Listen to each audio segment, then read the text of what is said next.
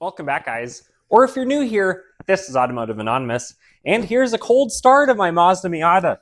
It's a 2023 Club, and I haven't started it in about 40 days, maybe 6 weeks almost. Fires right up after been sitting in the garage all this time, and let's take it for a drive and talk about it. It is long overdue to stretch the Miata's legs. If you guys haven't driven one of these cars, many of the 4 generations that currently exist, you absolutely have to. This isn't a review of the Miata. I've done those in the past. This is just having fun, warming up the engine and letting it just off the leash, just to enjoy for a little bit. I have had it on the battery tender for a little while, but not more than one charge about 3 weeks ago. I just had to maintain it. It only took about an hour to get up to where it needed to be to turn off the system. But these are good at a lot of things, including taking corners, having a lot of fun. There's seriously nothing like driving a 2,300 pound car around. Since I've driven this last, I've driven quite a few really cool cars, a lot of regular, vehicles, crossovers, SUVs, trucks, stuff like that. Probably the coolest or the most rare thing I've driven since then is a 700 horsepower Ford F-150 Raptor R. So I've driven quite a few interesting things, and there's a lot of fun cars out there. The Raptor R, the T-Rex, those are hilarious, but they're 4 times the price of this. The ZL1 Camaro, that's over twice the price, and it's not even quite as fun as this. Super mechanical shifter, easy to downshift, easy to upshift, quite frankly, easy to have a good time. And the layout of this thing, it's comfortable, it's unique.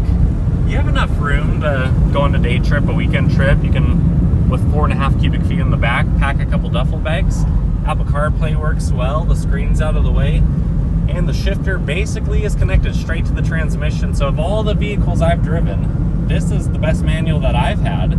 Probably the worst one is a modern Jeep Wrangler. You can't even feel anything engage or disengage or whatever's going on there. But the Miatas are seriously such a hoot, seriously such a good time. And just to be back in mine after, I don't know, probably 6 weeks, I'm having a lot of fun already. It revs to 7,500, but even just revving it out to 4,000 or 5,000, you're really gonna have a good time.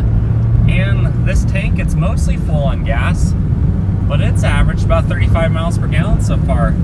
The best tank I've gotten was closer to 50 miles. So having almost a 12-gallon tank means you can take your little Miata pretty easily about 500 miles from full tank to your last drop of fuel. And just being in here feels really special. It changes directions much more sharply than most vehicles on the road today. It still is the electric power steering, all that stuff. It's not manual, which is going to make it easier. You lose a little bit of the sensation, but what modern car is these days? This engine is bulletproof. It has a lot of upgraded components from the ND2 generation that started in 2019, even though it's basically the same car since 2016. And for 2024, again, basically the same car. It's probably going to be called the ND3 now, some of those minor upgrades. But really, if you guys haven't driven one of these, go find one, go test drive one. It does a really good job. It's easy to downshift to engine brake and coast up to the light. But also, when you only weigh 2,300 pounds, maybe 2,500 with a driver in here, the brakes really don't have to work that hard. And if you get the fancy track pack, you can get front Brembo brakes and red painted calipers all around. But honestly, unless you're going to track it, I don't think you need those.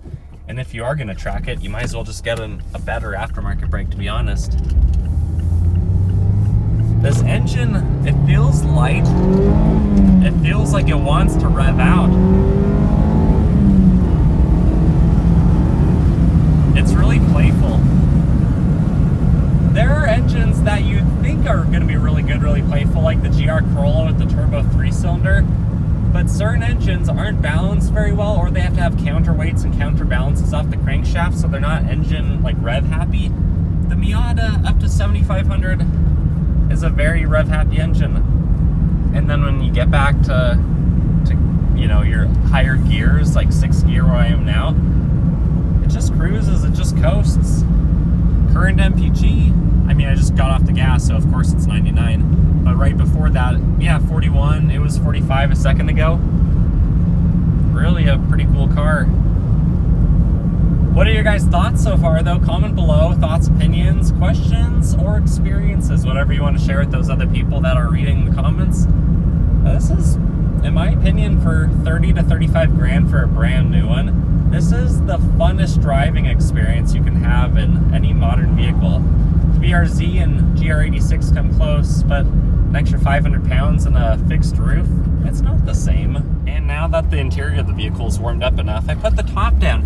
You do have to be careful in the winter or in cold conditions because you don't want the glass, the plastic window in the back to get stuck to the fabric and pull apart when you put the top up and down. Mine is mostly stock, just has a few accessories like this Blackbird roll bar.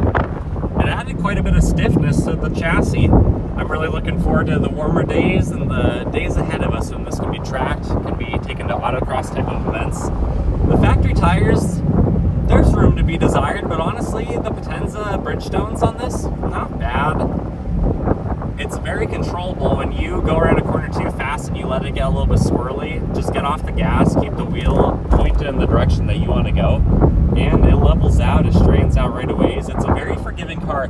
This is one of the few sports cars that I think you can get silly with it, and it's forgivable.